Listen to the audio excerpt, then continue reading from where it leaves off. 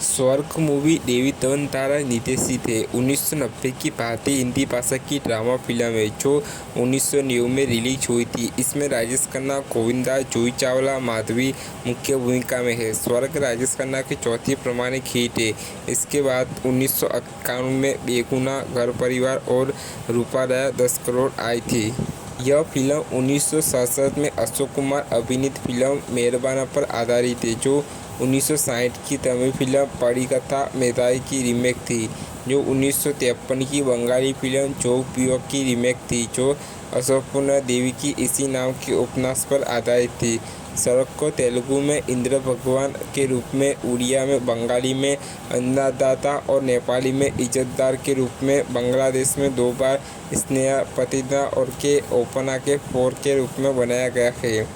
स्वर्ग नामक एक आलीशान हवेली में रहने वाले यह एक अमीर व्यापारी और जमींदार श्री कुमार या शाहबाजी की कहानी है और उनके परिवार में उनकी पत्नी, बहन ज्योति, 2 भाई विक्की और रवि और एक भाभी है। उनका एक वफादार सेवक कृष्णा भी है, जो कृष्णा को पिता के समान मानता है। एक व्यावसायिक मामले को लेकर शाहबाजी का एक अनैतिक व्यापारी धनराज के साथ आदर्शों का टकराव होता है और शाहबाजी उद्यम को भंग कर देते हैं। प्रतिशोध में धनराज शाहबाजी के धन और व्यवसाय को हड़पने के लिए शाहबाजी के 2 भाइयों के साथ योजना बनाता है और शॉर्ट सर्किट को कारण बताते हुए शाहबाजी की फैक्ट्री में आग लगा देता है और आलीशान हवेली और विशाल व्यावहारिक साम्राज्यों पर कब्जा कर लेता है, जिससे शाहबाजी लगभग दरिद्र हो जाते हैं और उनकी पत्नी के निधन से वे तबाह हो जाते हैं। उसके भाइयों ने अब पैसे, हवेली और उसके व्यवसाय पर कब्जा कर लिया है। जब कृष्णा ने अपने गुरु के भाइयों का सामना किया तो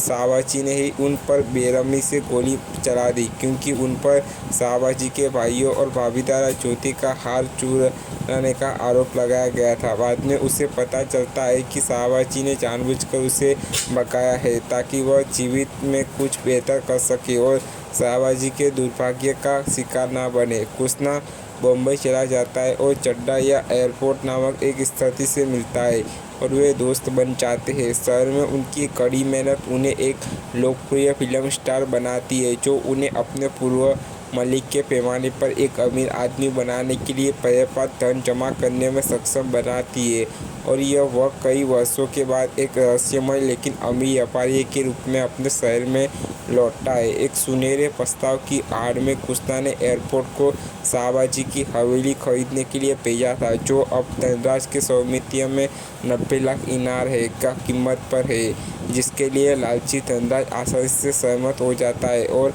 स्वामित्व के कार्यों पर हस्ताक्षर कर देता है। जमीन और हवेली खरीदकर की वास्तविक पहचान से अनजान अपनी निजी तिजोरी में नकाद भुगतान जमा करने की प्रक्रिया में उससे सूचित किया जाता है कि उसकी अपनी फैक्ट्री में रहस्यमय तरीके से आग लगाई गई है, जिसमें वह अपनी फैक्ट्री को राख में तब्दील होते देखने के लिए समय पर घटनास्थल पर गया है। इस बिंदु पर कृष्णा उसका सामना करता है और खुद को रहस्य खरीदार को होने का खुलासा करता है और साथ ही आकस्मिक आग के लिए जिम्मेदार होने की बात भी स्वीकार करता है, जो धनदाता शाहबाजी के खिलाफ रची गई थी योजना के सामना है। कृष्णा भी धनराज को याद दिलाते हैं कि उन्होंने हवेली को 90 लाख रुपए में बेच दिया था और फिर आश्चर्य से सोचते हैं कि क्या होगा अगर धनराज को वह 90 लाख रुपए की खोना पड़े। तो यह सच है कि धनराज वापस भागने पर पता चलता है कि उसकी तिजोरी में नकादी नहीं है, जिससे वह बेघर और बर्बाद हो गया है। फिर कृष्णा शाहबाजी के भाइयों के खिलाफ अपने लालच का इस्तेमाल करके उन्हें निशाना बनाता है।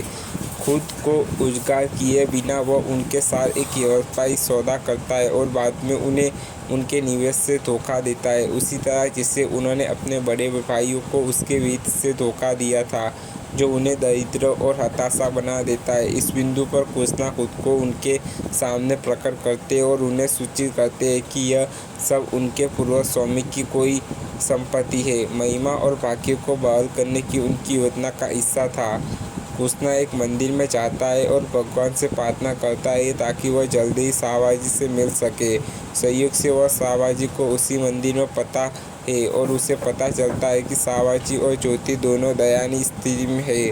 वह उन्हें हवेली वापस लाता है। इसके बाद शाहनवाजी अपने भाइयों को हवेली के अंदर देखते हैं और जानना चाहते हैं कि वे क्या हुआ है। कृष्णा बताते हैं कि उन्हें जितनी बोली लगाई थी उससे कई अधिक कीमत चुका दी है और अब वे पूरी तरह से बेघर और बर्बाद हो गए हैं और उन्हें अपनी गलती का एहसास भी हो गया था, इसलिए उन्होंने माफ़ कर दिया है और उन्हें वापस हवेली ले आए हैं। ज्योति कृष्णा और भाई शाहबाजी से अपने लिए माफ़ी मांगते हैं, जिसे शाहबाजी साफ तौर पर अस्वीकार कर देते हैं, जिसके बाद उनकी दिवंगत मां का चित्र ऊपर से गिर जाता है और शाहबाजी को उनकी देखभाल के संबंध में उनसे किए गए वादे की याद आती है। भाई ये चाहे कुछ भी हो, इस बिंदु पर वर्षों के वित्तीय, शारीरिक और भावनात्मक तनाव के कारण शाहबाजी को कार्डियक अरेस्ट होता है। वह अपने भाइयों को क्षमा कर देता है, वह ज्योति और कृष्णा के रिश्ते को भी मंजूरी देता है और शादी के लिए अपना आशीर्वाद देते हैं। इसके साथ ही कुलपतियन का निधन हो जाता है और वह अपनी